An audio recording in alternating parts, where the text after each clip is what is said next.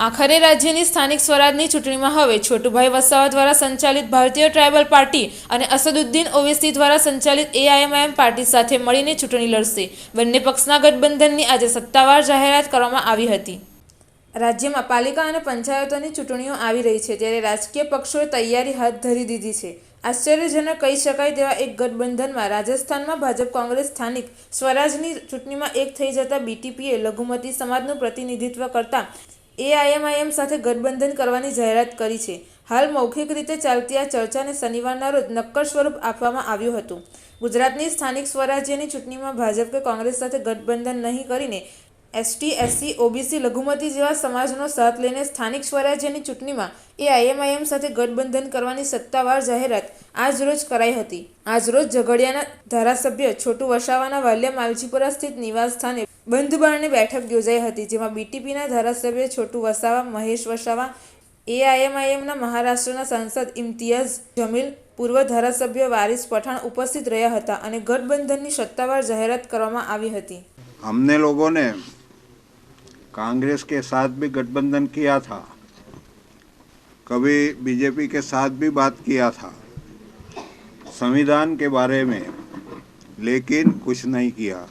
हमको कुछ नहीं मिलता है, हमारा बजट भी नहीं मिलता है हमको। इसलिए हमने सोचा कि ओवैसी साहब देश में जो लड़ रहे हैं संविधान लेकर, तो उसके साथ गठबंधन की जो बात हो रही है, इसलिए हम गठबंधन करके यह चुनाव जो अभी आ रहा है, जो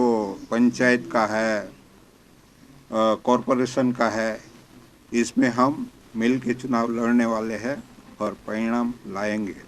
खुशी इस बात की है कि हम जिसके साथ यहाँ पर आ रहे हैं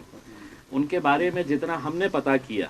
ऐसा नहीं है कि कोई पार्टी ओवैसी साहब के पास आई और उन्होंने कहा कि गठबंधन। हमारे लिए बड़े फ़ख्र की बात है कि छोटू भाई वसावा साहब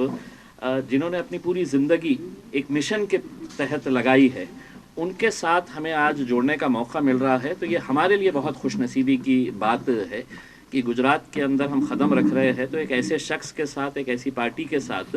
जिन्होंने राजनीति कम की है, सेवा ज़्यादा की। और हमने ये नोट किया है कि जिस दिन से ये घोषणा की गई थी छोटू भाई वसावा साहब की तरफ से, असदुद्दीन ओवैसी साहब ने जब ट्वीट किया था कि हम गुजरात में आ रहे हैं, तो जो उत्साह लोगों के अंदर हमको देखने को मिल रहा है, जो रिस्पांस लोगों के अंदर देखने को मिल रहा है, मैं तो कई सारे राज्यों के अंदर जाता हूँ, मैं आज ये समझ सकता हूँ कि मुझे ऐसा लगता था कि महाराष्ट्र में बहुत ज़्यादा उत्साह है, फिर बिहार गए तो ऐसा लगता था बिहार, लेकिन आप गुजरात में ओवैसी साहब नहीं आए हैं, अभी तक नहीं पहुँचे हैं, उसके बावजूद जो उत्साह है, तो यकीनन लोगों की एक ख्वाहिश थी कि एक ऑल्टरनेट के तौर के ऊपर कोई ना कोई यहाँ पर आए। कांग्रेस वाले जाके बैठ जाते थे, कभी भाजपा वाले जाके बैठ जाते थे, और कई लोगों की ये मजबूरी थी कि हम इनको नहीं देते हैं तो चलो इनको दे डाले करके, इनके पास कोई ऑल्टरनेट नहीं था। तो अब हम समझते हैं कि एआईएमआईएम और बीटीपी एक साथ में मिलकर आएंगे तो एक बहुत ताकतवर एक हमारा अलायंस रहेगा और अच्छे इश्यूज़ के ऊपर तो हम आगे की जितने भी चुनाव रहेंगे उस ताल्लुक से हम लोग आगे बढ़ेंगे।